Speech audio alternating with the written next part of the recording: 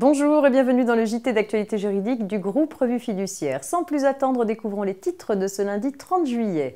Passe et revenus exceptionnels, prononcé d'une interdiction générale de gérer et refus de modification du contrat de travail.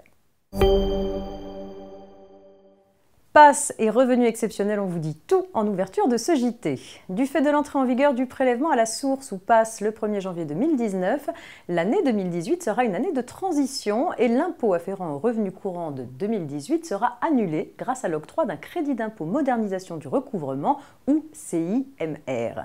Seuls les revenus exceptionnels ou hors du champ d'application du passe seront taxés. La difficulté pour les contribuables est d'apprécier la notion de revenu exceptionnel pour remplir correctement leur déclaration des revenus de 2018.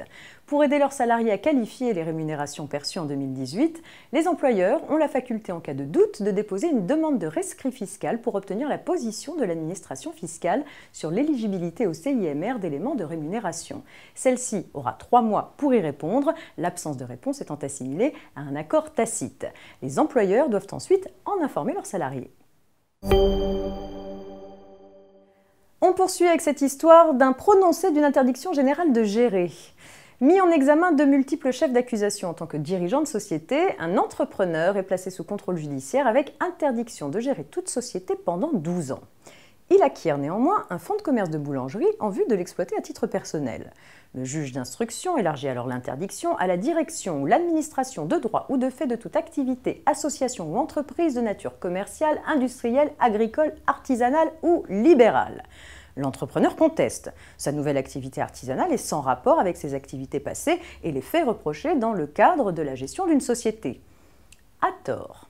L'élargissement est justifié, les infractions reprochées ayant été commises dans l'exercice d'une activité de gestion d'une entreprise, quelle qu'en soit la forme juridique et l'objet. De plus, le risque de renouvellement des infractions est élevé en présence d'une personne interdite de gérer qui ne respecte ni les décisions de justice ni la législation du travail, est incapable de gérer une entreprise de manière honnête et cause d'importants préjudices aux créanciers. Et c'est une affaire de refus de modification du contrat de travail qui clôture ce JT. Un salarié trésorier comptable qui exerçait ses fonctions à Rieux-la-Pape, dans le département du Rhône, s'était vu proposer un poste à Rennes, en Ille-et-Vilaine, à la suite de la démission du directeur administratif et financier de Rieux-la-Pape. Il s'agissait là d'une modification de son contrat de travail, le nouveau lieu de travail se situant à 770 km. Le salarié ayant refusé son transfert, l'employeur l'avait licencié pour motif personnel. Saisie de cette question, la Cour de cassation a rappelé que le seul refus par un salarié d'une modification de son contrat de travail ne constitue pas une cause réelle et sérieuse de licenciement.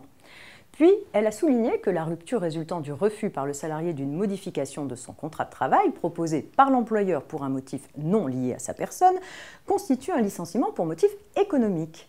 Ici, la réorganisation d'un service ne résultait pas d'une des causes économiques énumérées par le Code du travail. Le licenciement était donc sans cause réelle et sérieuse.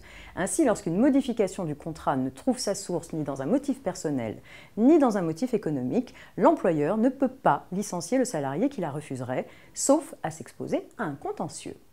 Fin de ce JT, je vous retrouve demain mardi. Très bon début de semaine à toutes et à tous.